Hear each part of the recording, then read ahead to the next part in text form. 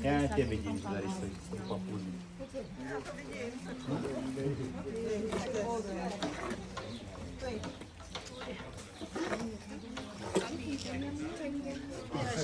Ale budeš rád sám, jo?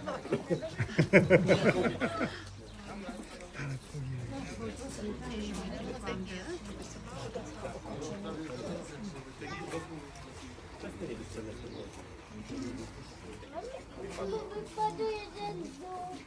Ne, to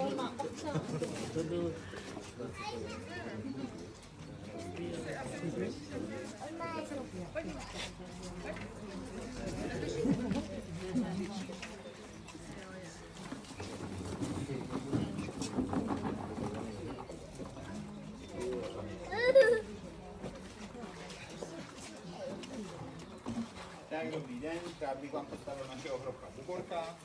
Je to poměrně ještě mladé zvíře, letos vlastně oslaví 18. narozeniny, což vlastně hroši, jako, podobně jako my lidé, pohlavně dospívají, nebo vyloženě dospívají kolem toho 18. až 20. roku života, takže je to ještě jako i teenager. Teď může bubit vážit nějaký 2,2 tuny, jo, dospělý samec má až 3,5 tuny, takže mu ještě nějaký to kilo do té maximální hmotnosti chybí. Nenechte se zmást tím, jak leze, takové jako neohrabaný nebo tohle. Oni dokážou hroši běžet až 40 km za hodinu.